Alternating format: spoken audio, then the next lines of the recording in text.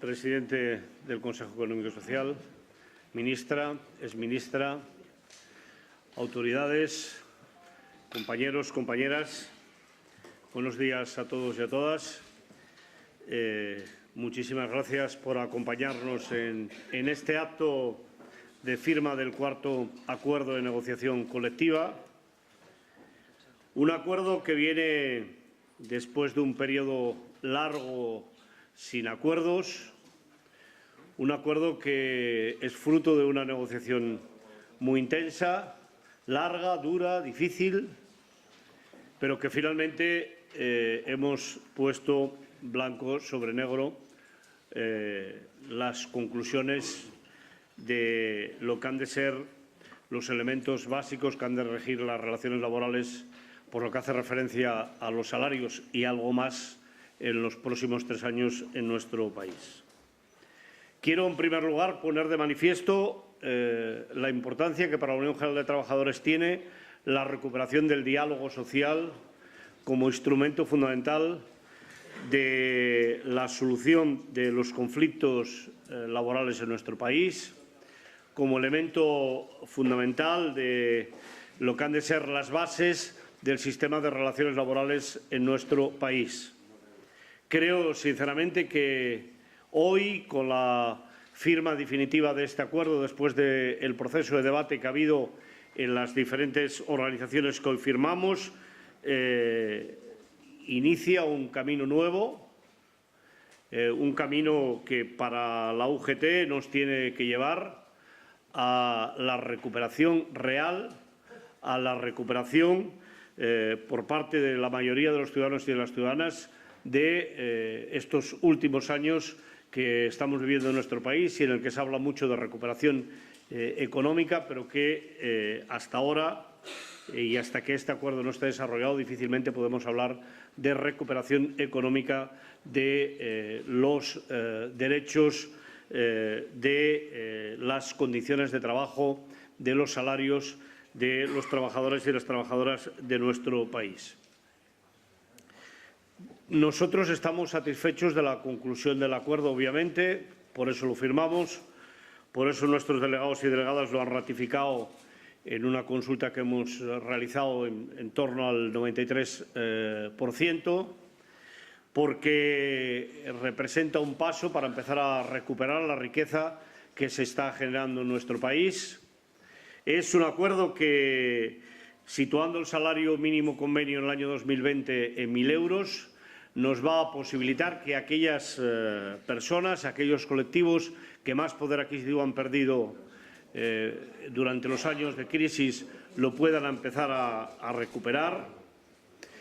Especialmente estamos hablando de mujeres que, como aparece además estos días reflejado en los medios de comunicación, son las que están en peores condiciones, no solo por la brecha salarial, sino también por la brecha que representan los puestos de trabajo en los que están trabajando en nuestro país. Estamos hablando de jóvenes y, si me permiten, quisiera incluir un elemento más que me parece muy importante, que también este acuerdo, al establecer un salario mínimo convenio, es un elemento muy importante desde el punto de vista del reequilibrio de las rentas en nuestro país. Las comunidades autónomas donde los salarios son más bajos, donde hay personas con salarios por debajo de 1.000 euros, a la vez también coinciden con aquellas comunidades autónomas donde la renta per cápita es más baja y, por tanto, también desde ese punto de vista hacemos una contribución que yo espero que pueda ser importante para el equilibrio territorial, para el equilibrio de los derechos de las personas en nuestro país. Es un acuerdo que, por lo que hace referencia a los salarios, nos sitúa en el marco que nosotros creemos que es necesario situar en estos momentos. La economía crece, los salarios tienen que crecer. Es un acuerdo que introduce elementos que son para nosotros importantes, como es trasladar a los salarios la productividad, como es trasladar a los salarios la propia cuenta de resultados de las empresas, sobre todo en aquellas empresas en las que es más difícil poder medir la productividad, como es el caso de las empresas de servicios en nuestro país.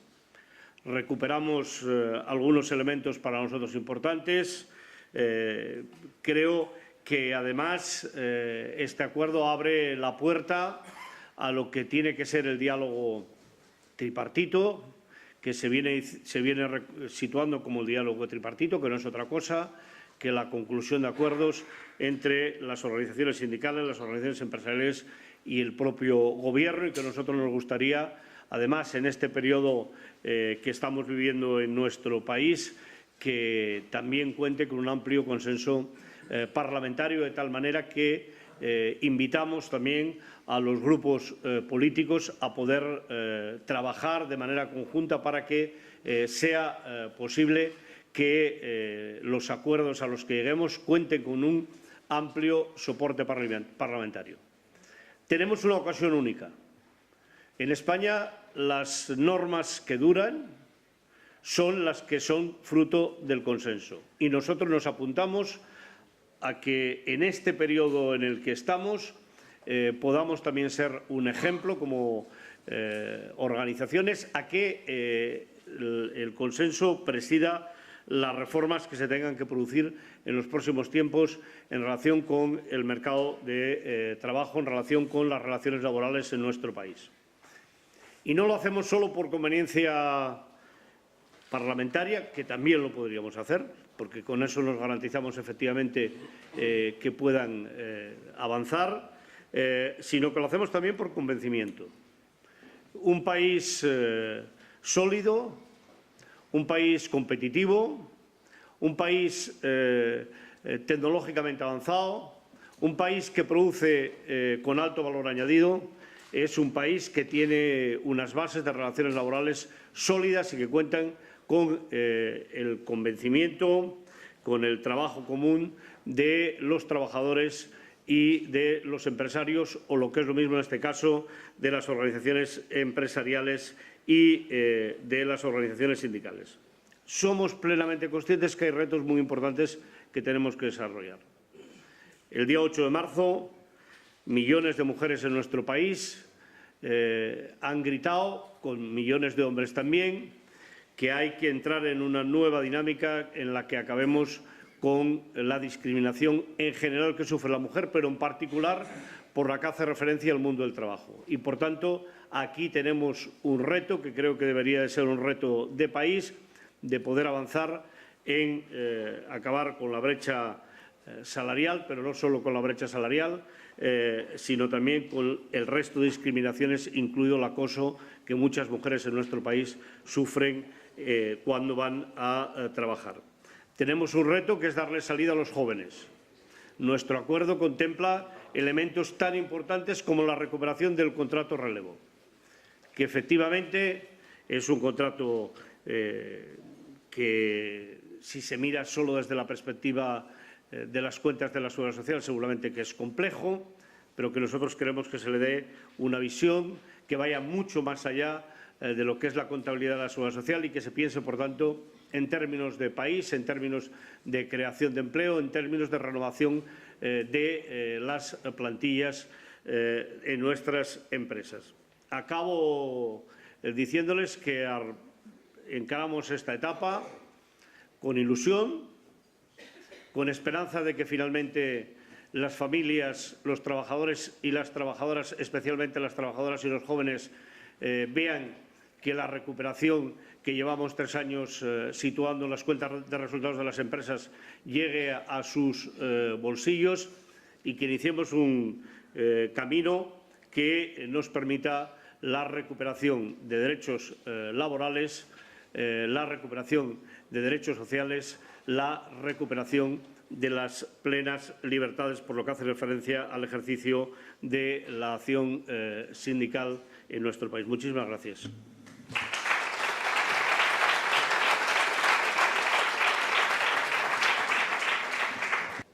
Buenos días a todas y a todos. Ministra, anterior ministra del Gobierno, presidente del CES, máximos responsables de las organizaciones empresariales y de la UGT. En primer lugar, voy a pedir una licencia, que es saltarme el protocolo. y quiero empezar haciendo un recuerdo a una persona que encabezó la negociación de este ANC por parte de Comisiones Obreras, de Mercedes González, que falleció hace un escaso tiempo. Me he permitido, os digo, la licencia de traer un recuerdo a una trabajadora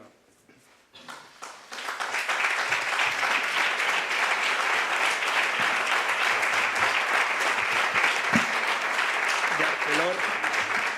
Era una trabajadora de Arcelor y, bueno, este gesto como pequeño homenaje al trabajo que ha desempeñado durante muchos años, pero este último año en la Confederación y en la Secretaría de Acción Sindical, ¿no? En segundo lugar, decir que para nosotros, para Comisiones Obreras, este es un acuerdo de mucha trascendencia y de mucha importancia. En primer lugar, porque es un acuerdo que yo creo que parte de un concepto de la corresponsabilidad que debemos tener los agentes sociales en la marcha del país. Y, en segundo lugar, es un acuerdo que precisamente reivindica el papel de los agentes sociales como tales. Las organizaciones sindicales, las organizaciones empresariales, no podemos limitar nuestra actuación a ser notarios de la realidad económica, de la realidad socioeconómica, sino que tenemos que tener la capacidad de orientar políticas laborales, de orientar políticas salariales que finalmente determinan o codeterminan políticas microeconómicas y macroeconómicas. Y, en ese sentido, un acuerdo por el empleo y la negociación colectiva que aborda una orientación generalizada de los salarios y que aborda otra serie de materias estratégicas para el país, nos parece que es poner en valor el papel que en una sociedad democrática y compleja como es la sociedad española tenemos que representar las organizaciones sindicales y también las organizaciones empresariales, ¿no? En segundo lugar, pensamos que es un acuerdo orientado nítidamente a la recuperación de los salarios en España. Seguramente desde distintas perspectivas y desde distintos análisis, pero todas las organizaciones podemos compartir que en España en los últimos años se ha producido un intenso proceso de devaluación salarial. Un intenso proceso de devaluación salarial que ha contado con una visión crítica por parte de las organizaciones sindicales, pero que en todo caso fue un proceso de devaluación pensado en una coyuntura económica determinada que este país ha superado en términos macroeconómicos y en términos estadísticos. España necesita recuperar salarios. España necesita recuperar el papel de los salarios a la hora de armar y de sostener una demanda interna que sirva a la vez como motor de recuperación de la economía y del empleo. Y, por tanto, nos parece que este acuerdo tiene dos dimensiones muy claras. Una recuperación salarial para distribuir mejor la riqueza. En este país se ha incrementado de una forma importante las desigualdades, empezando por las desigualdades salariales. Por tanto, hay que redistribuir la riqueza a través de los salarios, pero además hay que consolidar un modelo de crecimiento económico que no puede basarse solo en los llamados vientos de cola externos a la economía española, como la política monetaria, el cambio del euro, la política, el precio del petróleo y otra serie de variables. Necesitamos repartir la riqueza para crecer mejor también y para tener una sociedad mucho más inclusiva, con mucha menor desigualdad, y en ese sentido creemos que las recomendaciones para la orientación de los convenios colectivos apunta a una recuperación de los salarios en España y particularmente de los salarios más bajos. Y yo creo que seguramente este es el elemento cualitativo más importante del acuerdo. Situar como objetivo de las mesas de negociación para los 2 años y medio que vienen un salario mínimo de convenio de 14.000 euros me parece una medida muy relevante para atacar precisamente aquellas situaciones de mayor precariedad salarial en España que, según las estadísticas, son las que han sufrido la parte más intensa de la devaluación. No solo han caído los salarios, sino particularmente los salarios más bajos. Y desde ese punto de vista creo que es una buena medida, insisto, de redistribución, y creo que es una buena medida también para que las empresas apuntalen proyectos empresariales que no basen su rentabilidad en salarios bajos, sino en otra serie de medidas de inversión productiva, de inversión tecnológica, de mejora de los sistemas de trabajo que van a beneficiar al país en su conjunto, ¿no? Y, por último, creo que es un acuerdo que tiene dos partes y que hace una cosa que a mí me parece de muchísimo interés. Es que aspira a dialogar con el poder político y con las instituciones. No nos hemos limitado a una reproducción del anterior acuerdo de negociación colectiva con una actualización salarial, sino que hemos identificado una serie de materias que emplazamos a la discusión tripartita, emplazando, por tanto, directamente al Gobierno, pero implícitamente también al conjunto de grupos parlamentarios, a los que también agradezco su participación en este acto. Creo que el sistema laboral en España tiene evidentes márgenes de mejora. Y, evidentemente, no vamos a entrar aquí en una discusión sobre si hay que modificar la reforma o las reformas laborales, la derogación o la no derogación. Lo voy a dejar en que tiene evidentes márgenes de mejora el modelo laboral en España. Y creo que es una actitud inteligente por parte de los agentes sociales emplazar al diálogo y a la negociación con las instituciones y con los agentes políticos para mejorar ese modelo laboral. Por tanto, hemos identificado una serie de materias que, en mi opinión, no son menores. Yo creo que hablar de que queremos regular de otra manera los procesos de externalización productiva, la subcontratación, dicho de otra manera, o que queremos poner en pie un sistema que evite que en España se consolide el marco de contratación temporal y despido prácticamente libre como fórmula de ajuste de las empresas al ciclo, y sustituirlo por otras formas de gestión de la flexibilidad interna en las empresas, para evitar los despidos, para buscar cómo, cuando hay problemas en las empresas, el despido es la última opción, y que esto se puede hacer contando con algún tipo de prestación pública, como en otros países de Europa, para evitar esos despidos. Me parece que es orientar medidas de altos vuelos para hacer frente a las próximas crisis de empleo que pueda tener este país. Bueno, creo que son dos, como otras medidas que se plantean ahí, que pueden tener un gran recorrido, donde hay que explorar consensos. Y termino por ahí. Es voluntad de Comisiones Obreras eso, explorar consensos, en el marco del diálogo social y en el marco del diálogo con el conjunto de las fuerzas políticas democráticas de este país. Y, por tanto, nuestra voluntad es explorar esas dos vías. Creo que abrimos un marco tripartito de mucho interés. Creo que con puntos muy sustanciales, no son puntos menores ni mucho menos, y desde luego creo que este acuerdo, este cuarto acuerdo por el empleo y la negociación colectiva, nos sitúa a los agentes sociales en la mejor disposición para hacer frente a lo que para Comisiones Obreras son los grandes problemas del mercado laboral en España, la creciente desigualdad y un nivel de precarización en el empleo que consideramos excesivo, ¿no? Ayer dábamos datos, el 47,3% de los trabajadores y trabajadoras en este país tiene un contrato a jornada completa y, un contrato indefinido y a jornada completa. El 52,8% de los trabajadores y trabajadoras de este país tiene o un contrato temporal o un contrato a tiempo parcial. Yo creo que estas dinámicas son reversibles para que la economía se adapte mejor a los retos del futuro. Si esto se puede hacer desde el diálogo y desde el acuerdo, desde luego creo que es la forma de consolidar los cambios y de avanzar en una mejora del aparato productivo de este país. Y, por nuestra parte, por tanto, una valoración muy positiva de este acuerdo, que tendrá más utilidad y será más legitimador de los agentes sociales en tanto en cuanto traslademos estas propuestas a cada una de las mesas de convenio colectivo que vamos a tener abiertas en los 2 años y medio que viene. Creo que ese es el reto para legitimar el acuerdo y para legitimarnos como agentes sociales. Muchas gracias. Para empezar, 3 agradecimientos. Por supuesto, al Gobierno actual y a su equipo, y de una manera muy especial al Gobierno anterior y a su ministra, así como al equipo del anterior Ministerio de Empleo. También no querría olvidarme de los equipos técnicos de las 4 organizaciones por entendernos y comprendernos a quienes negociábamos aguas arriba, y que muchas veces es muy complicado entendernos y al final concretar las cosas. Y de una manera especial querría hacer mención, como ha dicho Unai, a Mercedes González. También no querría olvidarme de los antiguos secretarios generales tanto de comisiones de UGT, con los cuales hemos negociado este tipo de acuerdos durante mucho tiempo, y que, aunque veníamos de lejos, el año pasado no fue posible conseguir este acuerdo, y hay que reconocerlo, fue un error no conseguirlo, un error de todas las partes, y ahora empezamos con una perspectiva de 3 años, pero simplemente hay que decir que estamos empezando.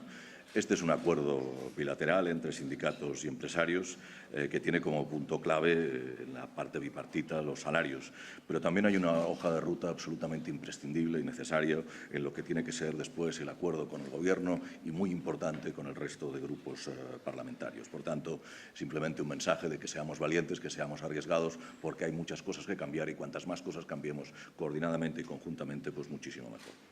El incremento de salarios es importante, visto desde donde queramos verlo. Es un asunto, yo diría que de decencia, pero también de inteligencia, y lo digo desde la parte empresarial. ¿Y qué está pasando en este momento con los salarios? Pues está claro que en las medianas y en las grandes empresas, es decir, las empresas de más de 12 millones de euros de facturación, muy pocas, unas 18.000 en España, ya en este momento tienen bases imponibles positivas el 72%. Y también hay que decirlo, todas esas empresas representan el 75% del total de los ingresos del impuesto de sociedades. Y ahí ya se están subiendo los salarios sin problemas. Es un hecho comprobable. Por contra, en las pequeñas, las que facturan menos de 300.000 euros, tienen bases imponibles positivas solamente el 38%. Y el total de todas ellas solo recauda el 3% del impuesto de sociedades. Por tanto, ahí la subida de salarios, como todos querríamos, es más problemática, pero empieza a haber una clara inflexión al alza y, por tanto, ojalá que en los salarios más bajos esto se vaya repercutiendo lo más rápidamente posible. El crecimiento de los salarios en términos generales, como decía, es bueno para la sociedad, pero para ello necesitamos empresas productivas, punteras, rentables, con éxito, con beneficios, porque de esta manera entonces pagan impuestos. El peor dato de la crisis, siempre decimos, fue la grandísima destrucción de empleo, pero detrás de todo ello hay la grandísima destrucción de empresas, alrededor de 150.000 empresas con trabajadores durante la crisis. Por tanto, necesitamos cuantas más empresas mejor para crear empleo. Necesitamos empresas, además, de que estén comprometidas, por supuesto, con quienes son sus propietarios, los accionistas, con sus trabajadores, con sus clientes, con sus proveedores, pero también, muy importante, comprometidas con la sociedad. Porque necesitamos empresas que den algo más que beneficios, pura y simplemente porque las empresas son más eficientes que cualquier organismo y son capaces de dar más con menos. Y eso yo creo que es un dato importante. Los posibles acuerdos entre sindicatos, empresarios, gobierno y grupos parlamentarios son estratégicos para el único objetivo de incrementar la productividad de este país de arriba a abajo. Tenemos asignaturas pendientes que debemos solucionar, debemos afrontar sin miedos la economía sumergida, por la vía del convencimiento y también por la vía de la penalización. Debemos negociar mucho nuestra negociación colectiva, que durante muchos años ha funcionado, funciona, pero que debemos darle instrumentos para que se puedan mejorar de cada futuro. Hay que afrontar problemas como el absentismo injustificado, nunca el justificado. Hay que poner encima de la mesa y afrontarlo adecuadamente temas de igualdad y paridad. Son posibles fórmulas de reducción de jornada exitosas en otros países y que ahora estamos planteando en los momentos de que no hay crisis y que son posibles afrontarlos. También tenemos el problema de la formación, que debemos afrontarlo viendo las experiencias del pasado y de cara y objetivo de futuro, donde la clave va a ser de que todos nos vamos a tener que ir formando todos y cada uno de los días de la semana para no quedarnos fuera de lo que debe ser pues, el mercado laboral. En definitiva, adaptar nuestra realidad a la legalidad, a una nueva legalidad sostenible y posible, donde sea necesario el acuerdo de todos. Este acuerdo ha sido un gran esfuerzo por nuestra parte, por la parte empresarial. Por supuesto que también ha sido, de igual manera, un gran esfuerzo para los sindicatos. Esperamos que sea valorado, comprendido y que nos sirva a todos para movernos. No nos quedemos apalancados en muchas situaciones insostenibles y desfasadas, pero que casi por inercia nos quedamos ahí y no tenemos la valentía de probar otras posibles soluciones. Estamos en tiempos de cambio, no solo económicos, sino también sociales. La nueva revolución tecnológica nos va a influir para siempre. Si no lo entendemos así, tanto en velocidad como en contenido nos equivocamos y muy mucho. Por tanto, seamos valientes, arriesguemos, modernicémonos todo lo que sea posible y cuanto antes posible. Intentémoslo hacer entre todos, intentémoslo hacer por la vía del acuerdo, como hemos hecho este acuerdo. Muchas gracias.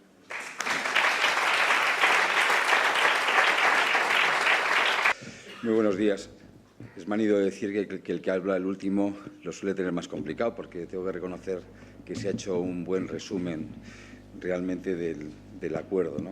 A mí me gustaría poner en valor muy pocas ideas, porque creo, insisto, que se ha dicho prácticamente todo, ¿no?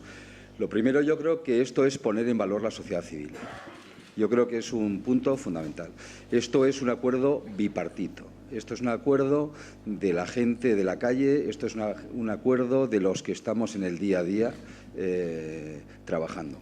Y en ese sentido me gustaría poner en valor, porque creo que lo único que somos es el paraguas de ese valor de la negociación colectiva, de los 5.000 convenios, de las 5.000 mesas abiertas en España, por representantes de los trabajadores, por representantes de los empresarios y que realmente están en el día a día gestionando estos acuerdos de sociedad civil que son los que traen y generan esa paz social y el progreso a nuestro país. Por tanto, lo primero es un reconocimiento a todas y todos los que trabajan en esas mesas, que son miles de personas que realmente son los que hacen posible que estemos aquí.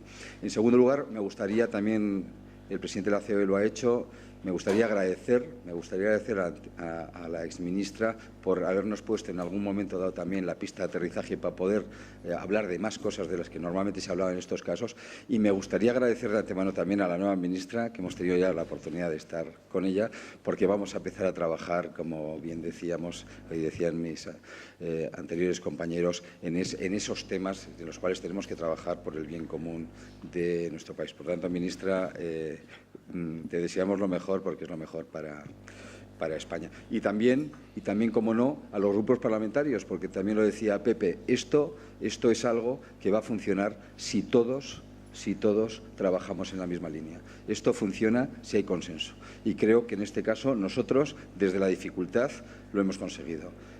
Lógicamente, desde posiciones divergentes, pero con un mismo objetivo común. Porque os tengo que decir que en el caso de los empresarios, muchas partes del acuerdo nos cuestan. Y creo que nos cuestan, y hay que decirlo, porque lo decía el presidente de la COE, muchísimas empresas, especialmente yo represento a las pequeñas y medianas empresas, muchos de los temas que están aquí no son fáciles y va a haber que actuar sobre ellos. Yo creo que es un tema que es importante. Cómo no, por supuesto, acordarnos, y desde CEPIME también, de Mercedes, porque también ha sido parte importante del trabajo y allí donde esté, espero que esté contenta viéndonos llegar a estos acuerdos, ¿no? Me gustaría hacer un planteamiento no cuantitativo, sí cualitativo, porque creo que es lo importante. Lo importante para nosotros, cuando estamos hablando del futuro del empleo, del futuro del trabajo, llevamos más de un año hablando de ello. Hace más de un año, casi un año, se inauguró un congreso sobre el futuro del trabajo, donde vino el propio representante de la OIT, Guy Ryder, que estuvo hace muy pocos días en Madrid, y donde hablábamos de cuál tiene que ser ese futuro del trabajo. Y en ese futuro del trabajo lo que sabemos es que muchos empleos van a desaparecer, donde muchos empleos se van a crear, pero donde sabemos que la mayoría de los empleos que existen, prácticamente ese 80%, se tienen que transformar. Y yo ahí incidiría en tres aspectos fundamentales de esta parte tripartita en la que planteamos a la sociedad que hay que hablar, y es en el sentido de lo que es la formación. Yo creo que es básica. Yo creo que nos tenemos que centrar especialmente en que para conseguir empresas competitivas necesitamos trabajadores competitivos. Hay muchas empresas en estos momentos, y también lo digo porque hay que comentarlo, sectores que están reclamando empleos de nivel, y estoy hablando de sectores especialmente industriales, donde en estos momentos yo creo que una falta de formación hace que esos puestos de trabajo no se cubran, y tenemos una oportunidad para esos puestos de trabajo indefinidos, de calidad, realmente tener espacio para ellos. Creo que hay ese espacio, creo que es muy importante, lo planteaba también el presidente de la COE, hablar de la economía sumergida, y lo dice un empresario. La economía sumergida es el dumping, es el problema real de España, y es la mayor insolidaridad que hay con respecto a las empresas que trabajamos en orden. Es algo que también instamos a los poderes públicos a ir realmente contra ella, porque es la que realmente nos hace el daño para que no podamos estar en esos salarios de los que se habla, y de la misma manera hablar también de esa absentismo no deseado, lo llamamos así, para definir exactamente cuál es, porque lo que tenemos que ir en definitiva para conseguir ese empleo que todos queremos es por ese camino serio y no de fraude. Yo creo que es una oportunidad histórica que tenemos, es una oportunidad importante desde el consenso, y nosotros estaremos trabajando, como siempre lo hemos hecho, desde ese consenso.